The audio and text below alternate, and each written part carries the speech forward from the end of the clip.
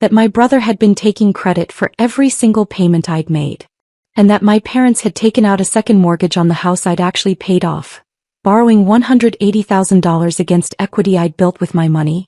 My name is Jordan Hayes, and this is the story of how I financially supported my entire family for 6 years while they told everyone I was the selfish child who never contributed, only to discover they'd been stealing from me the entire time. I'm the oldest of 3 kids in the Hayes family. My brother Connor is 2 years younger, works in sales, and has always been what my parents call charismatic. My sister Alexis is 5 years younger, recently graduated college and still lives at home. I'm the one who left. When I was 21, I graduated from Georgia Tech with a degree in software engineering and immediately got a job offer from a tech company in Atlanta making $78,000 a year. It was 2017 and that felt like all the money in the world. My parents were proud, for about 10 minutes. Then my father started talking about how I should help the family now that you're making good money. Dad, I'm barely getting started. I need to pay off student loans and build savings. Family helps family, Jordan. We raised you. We paid for your college. You took out Parent Plus loans that I'm helping you pay back, I corrected. I'm sending you $300 a month for those. $300? My mother's voice was sharp. Your brother sends us money whenever we need it. Connor was making maybe $35,000 as a junior sales associate at the time. If he was sending them money, it wasn't much or often. But Connor had always been the favorite. The social one, the funny one, the one who called home 3 times a week. I called once a week and apparently that wasn't enough. The real demands started when I was 23. I'd gotten a promotion and was making $112,000. I'd been smart with my money, paid off my student loans, built a 6-month emergency fund, started investing in my 401k at the maximum contribution. My parents' house in Marietta was old, needed constant repairs, and they were struggling with the mortgage. Dad had been laid off from his manufacturing job 2 years earlier and was working retail management, making half what he used to. Mom was a part-time administrative assistant. Connor was still in sales, doing okay but not great. Alexis was in college. One Sunday dinner, my father laid out the situation. Jordan, we might lose the house. The mortgage is $2,800 a month and we can't keep up. We're 3 months behind. Have you talked to the bank about a modification? I asked. They won't work with us. We need help. You're making 6 figures now. You could cover this easily.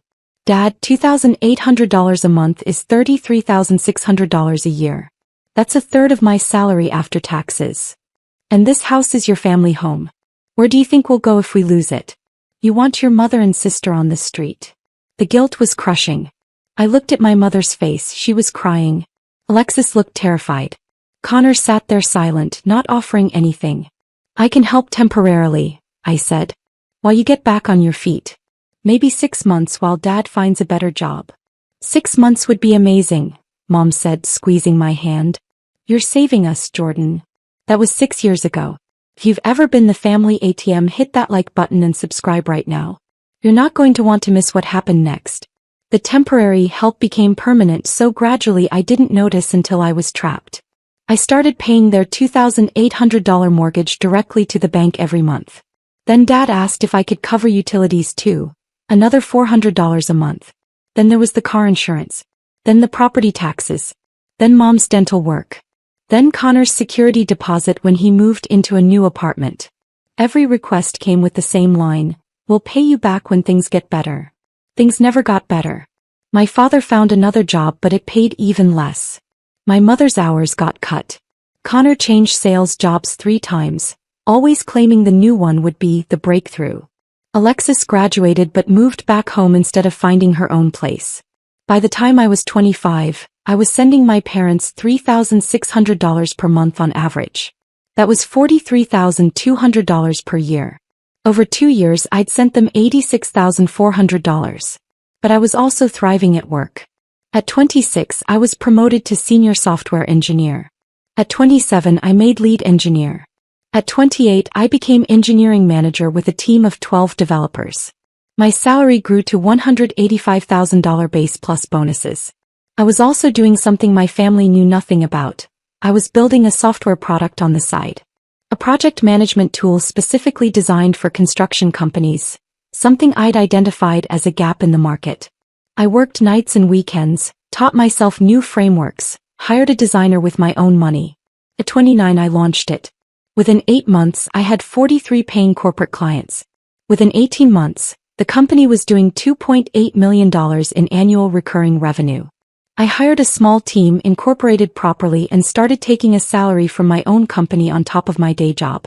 By 30, I was making $185,000 from my engineering job and another $145,000 from my software company. Total income, $330,000 per year. My family thought I was still just a regular software engineer making maybe $120,000. I never corrected them. Why? Because every time my income came up it was followed by requests for money. Jordan, since you got that promotion, could you cover Connor's car payment for a few months? He's between jobs. Jordan, we need a new roof. It's $18,000. Can you handle that? Jordan, Alexis needs a laptop for job applications. Just $1,200. I said yes every time. Because they were my family and family helps family, right? Over 6 years I paid $201,600 directly to their mortgage. 72 months times $2,800. $28,800 in utilities. 72 months times $400. $38,000 for mom's emergency surgery when she needed her gallbladder removed. $18,000 for the roof. $7,200 for property taxes, 3 years. $12,400 for various car repairs, insurance and Connor's security deposits. $8,500 for Alexis's laptop, interview clothes and job search expenses. Total $314,500 over 6 years. I tracked every penny in a spreadsheet I kept meticulously updated. Every bank transfer, every Venmo payment, every wire. I told myself it was just good record keeping. Really, some part of me knew I'd need proof eventually. What I didn't know was that my parents were telling everyone, extended family, neighbors, their friends, that Connor was the one helping them. That Connor had stepped up and was taking care of the family, while I'd moved to Atlanta and forgot where I came from. I found this out at my cousin Rachel's wedding 2 years ago. An uncle pulled me aside. Jordan, I know you and Connor have had your differences, but I have to say, I'm impressed with how he's supported your parents. Your dad told me Connor's been covering the mortgage for years. That's real character. I stared at him. Connor's been covering the mortgage? That's what Robert said. Said Connor sends them nearly $3,000 a month. Meanwhile, you're off making tech money and not helping out. He said it with a tone that made it clear he thought less of me. I smiled tightly. Interesting. I hadn't heard that. When I confronted my father about it later, he was defensive. What does it matter who gets credit? The important thing is the house is being taken care of. It matters because I'm the one actually paying for it, Dad. I've sent you over $200,000 at this point. And Connor helps too. He sends money when he can. He's doing his best with less income. That's more impressive than you just writing checks because you have money to spare. That's when I realized, they didn't see what I was doing as sacrifice. They saw it as obligation. I made good money, so helping them wasn't generous, it was expected. Connor made less money, so any help from him was heroic. I stopped arguing. But I didn't stop paying. Because every time I thought about cutting them off, my mother would call crying about another crisis, another expense, another disaster waiting to happen. This year's Christmas dinner was at my parents' house, the house I'd been paying for. I drove up from Atlanta on Christmas Eve, bringing expensive gifts for everyone and a $1,200 bourbon for my father that he'd mentioned wanting. The house looked good. They'd renovated the kitchen 6 months earlier. New cabinets, granite countertops, stainless appliances. My father had mentioned it cost $47,000. I'd assumed they'd taken out a loan or used credit cards. Connor was already there with his fiancée Hannah. Alexis was setting the table. Everything seemed normal until dinner started. My father stood to give a toast. I want to thank everyone for being here. This has been a hard year, but we made it through. Connor, thank you for your continued support. You've kept this family afloat. Connor nodded humbly. Just doing what family does, Dad. I set down my wine glass carefully. Connor's been keeping the family afloat? He's been very generous, my mother said quickly. We know you help too, Jordan, but Connor. Connor what? What exactly has Connor been doing? My father's face hardened. He sends us money every month. He helped with your mother's surgery. He contributed to the kitchen renovation. He's present in our lives not just financially but emotionally. Something in me snapped. Maybe it was 6 years of resentment. Maybe it was the casual erasure of $314,500 worth of support. Maybe it was watching Connor sit there accepting credit for my sacrifice. You never helped this family, my father suddenly shouted, his face red. We've paid this house off ourselves. You send a little money here and there and act like you're some kind of hero, but we've done the real work. Connor's done the real work. The room went silent. Alexis looked at her plate. Hannah looked uncomfortable. Connor looked smug. I opened my laptop bag and pulled out my computer. You've paid the house off yourselves? That's right, Dad said. We made the last payment in October. Fully paid off after 28 years. I opened my laptop. Pulled up my bank records.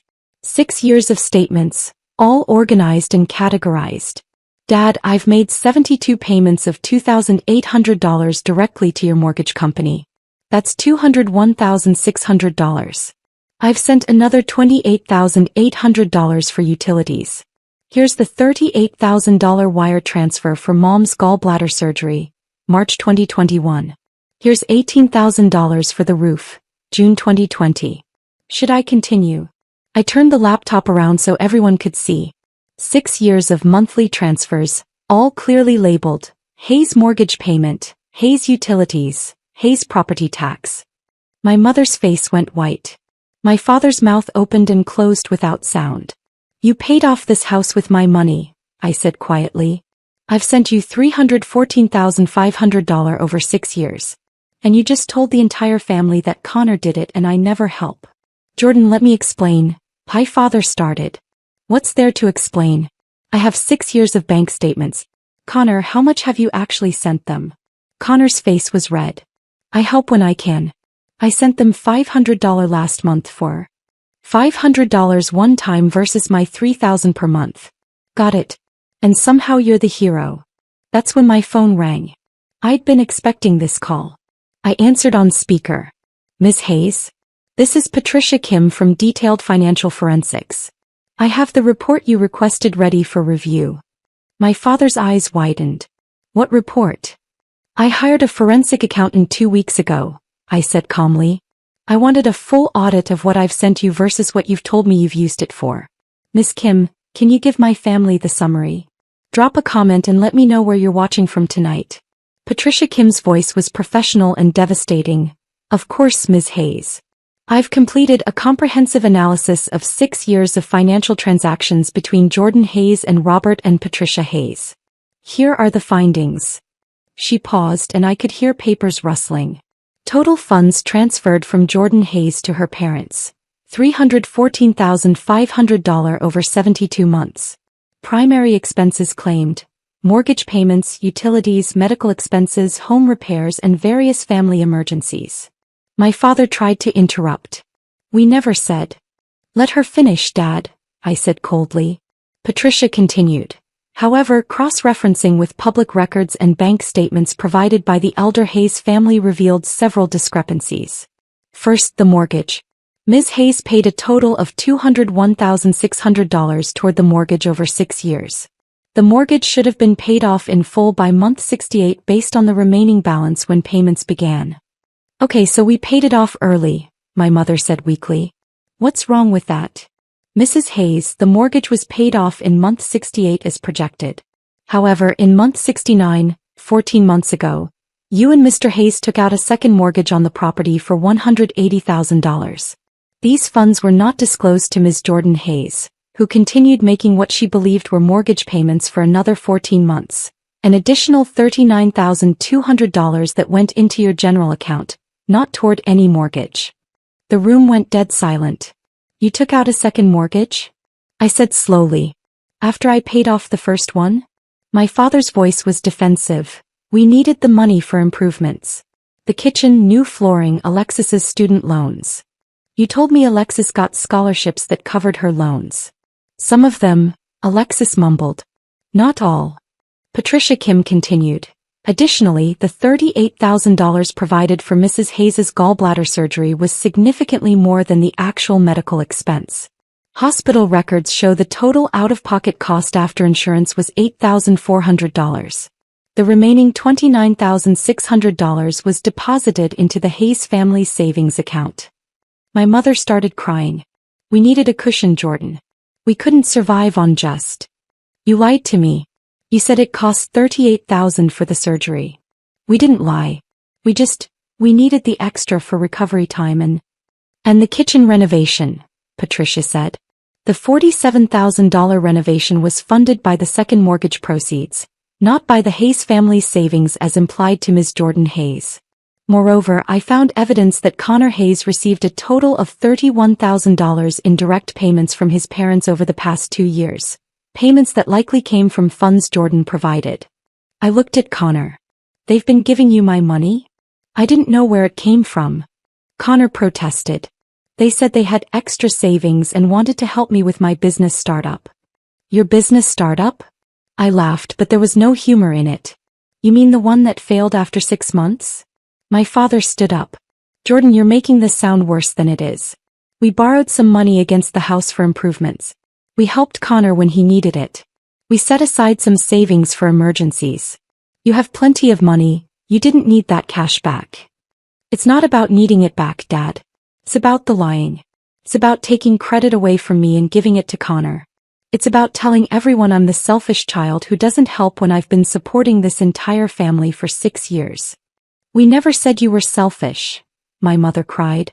Uncle Mike told me 2 years ago that you said Connor was covering the mortgage. Your neighbor Mrs. Patterson told me last year that you brag about Connor taking care of you. Alexis, didn't Aunt Linda tell you I was too busy with my career to care about family? Alexis nodded miserably. She said you were successful but cold. That Connor had the better heart. Patricia Kim spoke again. There's one more significant finding. The Hayes family filed taxes claiming financial hardship and received earned income tax credit refunds totaling $17,800 over 3 years. However, if Jordan's support had been properly documented as income or gifts, the family would not have qualified for these credits. This could constitute tax fraud. My father's face went from red to gray. We didn't commit fraud. You failed to report substantial financial support as income, Patricia said. I'm obligated to inform you that the IRS may have questions if this comes to their attention. Are you threatening us? My father demanded, looking at me. I'm not threatening anyone. I'm simply getting the truth on record. Patricia, can you send the full report to everyone's email? Already sent to the addresses you provided, Ms. Hayes. I closed my laptop. Here's what's going to happen. I'm done paying for anything. No more mortgage. Sorry, second mortgage payments. No more utilities. No more emergencies. You're financially on your own from this moment forward. Jordan, please. My mother started. I'm not finished. Second, you're going to tell everyone. Uncle Mike, Aunt Linda, Mrs. Patterson, everyone you've been lying to, the truth. That I paid off your house. That I've supported you for 6 years. That Connor has sent you maybe $5,000 total while taking credit for hundreds of thousands I provided. That's humiliating, Connor protested. Good. You humiliated me for 2 years by taking credit for my money. Now you get to feel what that's like. My father slammed his hand on the table. You can't dictate what we tell people. I can't, but I can show them. I'm going to send the forensic accounting report to the whole family. They can draw their own conclusions. That's private information, my mother shrieked. It's my information about my money that I sent. I can share it with whoever I want. Hannah, Connor's fiancée, spoke for the first time. Connor, is this true? You've been taking credit for money your sister sent. I didn't know she was sending so much. I thought we were both helping. But you knew you weren't sending $3,000 a month. You knew you weren't paying their mortgage. Connor had no answer for that. I stood up. One more thing. The $180,000 second mortgage you took out? That equity you borrowed against? I built that. My payments for 6 years created that equity. You took out a loan against value I created and didn't tell me. That's theft. We'll pay you back, my father said desperately. We'll work out a payment plan. With what money, Dad? You couldn't afford the first mortgage. How are you going to afford the second one without my help? The reality hit him. Without my $2,800 monthly payments, they couldn't cover their mortgage, utilities, and living expenses. The second mortgage payment was probably another $1,200 per month at least. We'll figure it out, he said, but his voice had lost all conviction. I'm sure Connor will help, I said. Since he's the generous one. The one with the real character. The one who's kept this family afloat. I started packing my gifts back into my bag. I'd brought them, I was taking them back. Jordan, you're really going to abandon your family on Christmas? My mother asked. I'm not abandoning anyone. I'm just declining to be lied to, stolen from, and erased anymore. You taught me that family helps family. You just forgot that respect and honesty are part of that deal. Hit that subscribe button if you've ever had to set boundaries with toxic family, because what happened next destroyed everything they'd built on my money. I drove back to Atlanta that night. Christmas dinner uneaten, gifts reclaimed, and 6 years of financial support terminated. The fallout started immediately. By December 26th, I'd sent the forensic accounting report to my extended family. Aunts, uncles, cousins, anyone my parents had lied to about me. I included a simple cover note. For years, you've been told that I don't support my family and that Connor does. Here's the truth, documented by a professional forensic accountant. I'm sharing this not to embarrass anyone but to correct the record. The responses were immediate and overwhelming. Uncle Mike called, Jordan, I owe you a massive apology. Your father told us Connor was covering everything. I had no idea you'd been supporting them like this. Aunt Linda sent a long email. I feel terrible. I repeated what your parents told me, that you were too focused on your career to help. I'm so sorry I believed them without asking you directly. Cousin Rachel was furious. Your parents literally stood in my kitchen last year and talked about how Connor sacrificed his own financial stability to keep them housed. They were lying the whole time? What the hell? My parents' social circle imploded. Mrs. Patterson, their neighbor who'd always praised Connor's generosity, apparently confronted my mother at the grocery store. You told me Jordan abandoned you. You let me badmouth that girl at book club. I feel like an idiot. Connor's life fell apart faster. Hannah broke off their engagement 3 days after Christmas. I can't marry someone who'd steal credit for his sister's generosity, she told him in a text that Connor's friend later shared with me. It shows a fundamental character problem. What else would you lie about? Connor's social media, which had been full of humble posts about helping family and stepping up when it matters, became a liability. People started commenting, is this the family you were helping with your sister's money? And how much of this did you actually do versus take credit for? He deleted all his social media accounts within a week. My parents faced their own reckoning. The second mortgage payment was $1,350 per month. Combined with utilities, property taxes, food, and regular expenses, they needed about $4,200 per month minimum to survive. My father's retail management job paid $3,100 per month. My mother's part-time administrative work paid $1,800 per month. Together, they brought in $4,900 per month, leaving them only $700 for food, gas, medical expenses, and any emergencies. They couldn't do it. Within 6 weeks, they'd missed their first second mortgage payment. By March, they'd missed 3 payments. The bank sent default notices. My mother called me 17 times. I didn't answer. Finally, she sent an email. Jordan, please. We made mistakes. We're sorry. We can't lose this house. You've invested so much in it already. Don't let that investment disappear because you're angry at us. We'll do anything. We'll tell everyone the truth. We'll have Connor apologize publicly. Just please don't let us lose our home. I responded with one line, you already lost it. You just don't know it yet. The house went into foreclosure proceedings in May. My parents hired a lawyer, they couldn't afford to fight it. The lawyer told them the truth. They'd taken out a loan they couldn't repay. The bank had every right to foreclose. Connor tried to help, actually tried this time. He sent them $2,000 from his own savings. It wasn't nearly enough. He couldn't sustain even that level of support. Alexis got a job and started contributing $600 a month for rent and groceries. It helped but didn't solve the problem. In July, my father called me from a number I didn't recognize. I answered by mistake. Jordan, please. I'm begging you. We'll lose the house in 45 days if we don't catch up the payments. That's $6,700. I know I don't deserve to ask, but I'm asking anyway. Please. Dad, I sent you $314,500 over 6 years. You told everyone Connor did it. You borrowed $180,000 against equity I built and didn't tell me. You lied to the IRS about financial hardship while I was sending you enough money to disqualify you from tax credits. You stole from me for years. And now you want more.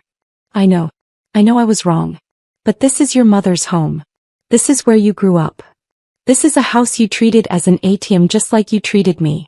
You want to know what I learned from watching this happen?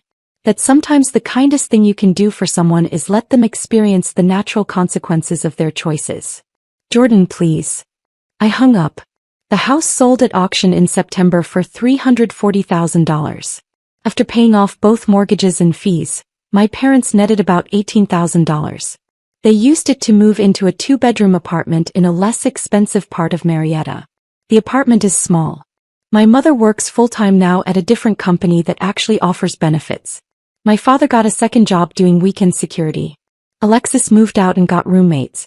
Connor lives 45 minutes away and visits maybe once a month. They're surviving. But they're not comfortable. And they're not getting any help from me. 18 months after that Christmas dinner, I'm sitting in my Atlanta condo. A beautiful 3-bedroom place I bought last year for $680,000, paid in cash, when I get an unexpected call. It's Connor. Jordan, I need to talk to you. Can we meet for coffee? Almost say no. Then curiosity wins. Fine. Tomorrow 2 p.m. the place near Georgia Tech. He's already there when I arrive, looking older than his 31 years should allow. The confidence is gone. He looks tired and smaller somehow. Thanks for meeting me, he starts. What do you want, Connor? I want to apologize. Really apologize, not the bullshit half apology I gave at Christmas. I took credit for what you did. I let Mom and Dad erase your contributions. I sat there accepting praise for money I didn't send. That was wrong. There's no excuse. I sip my coffee and wait. I was jealous, he continues. You were always smarter, more successful, more disciplined. I got the social stuff. The friends, the popularity, the charm. But you got the actual success. And instead of working harder, I just let them believe I was doing more than I was. It was easier than admitting I was the failure they were scared you'd be. You weren't a failure, Connor. You just weren't willing to do the work. I know that now. Losing Hannah was a wake-up call. She said I had a character problem and she was right. I've been doing therapy for a year. Actually examining why I did what I did. Good for you. Seriously. I mean it. Growth is growth. I can't fix what I broke. But I wanted you to know I see it now. What you did for them, for us, was incredible. You supported an entire family for 6 years while building your own career. I sent maybe $5,000 total and acted like a martyr. You deserved better from all of us. Yes, I did. Are you ever going to forgive them? Mom and Dad? I consider the question carefully. I don't know. Maybe someday. But forgiveness doesn't mean reconciliation. I can forgive them for being weak and dishonest without letting them back into my life to do it again. That's fair. He stands to leave, then turns back. For what it's worth, and I know this might not mean much coming from me, I'm proud of you. What you built, who you became. You did it without shortcuts or credit stealing or any of the bullshit I pulled. That's real success. After he leaves, I think about that conversation for a long time. My software company hit $4.7 million in annual recurring revenue this quarter. I hired a CEO to run day-to-day operations so I can focus on product development and strategy. I'm on track to have a $12 million exit within 3 years if I want it. I bought a lake house in North Carolina last month. A beautiful 4-bedroom property where I can escape and work remotely. I have genuine friends, a fulfilling career, and complete financial security. Everything my family wanted but was never willing to build for themselves. Last week I got a letter from my mother. Not email, an actual handwritten letter on nice stationery. And I know I don't deserve a response, but I need you to know some things. You were right about all of it. We used you. We erased you. We let Connor take credit for your generosity because it was easier than admitting we'd raised one child who worked hard and one who coasted on charm. We wanted both of you to be successes, and when only you achieved it, we couldn't face what that said about our parenting. Losing the house was humiliating. But it was also clarifying. We've had to learn how to live within our means, how to actually work as a team, how to solve problems without expecting you to fix everything. We should have learned these lessons 30 years ago. I'm not asking for forgiveness or reconciliation. I'm just asking that you know, I see you now. I see what you sacrificed, what you built, who you became despite us rather than because of us. I'm proud of you. I should have said that every day for the past 6 years. I'm sorry I didn't. I'm sorry for all of it. I hope you're happy. You've earned happiness more than anyone I know. I read that letter 3 times. Then I put it in a box with other letters I've received over the past year. Apologies, explanations, requests to talk. I'm not ready to respond. Maybe I never will be. But I've kept the letters, which is something. My therapist says that healing doesn't require reconciliation. You can process hurt, set boundaries, and build a beautiful life without ever letting the people who hurt you back into it. Some relationships can't be salvaged, and that's okay. I've built a chosen family. Friends who celebrate my success without resentment, colleagues who respect my work without trying to diminish it, mentors who've invested in my growth without expecting repayment. That's the real story. Not the family that took advantage of my generosity, but the life I built despite their betrayal. If you've ever had to walk away to save yourself, tell me your story in the comments. What would you have done? Does any of this feel familiar? And if you've ever been the family ATM, expected to give everything and grateful for nothing, hit that like button because you're not alone. Paper beats promises every single time. I have 6 years of bank statements proving I kept mine. They have 6 years of lies proving they broke theirs. I'm the one who gets to decide what happens next. Not them. Not anymore. You're not alone. You never were.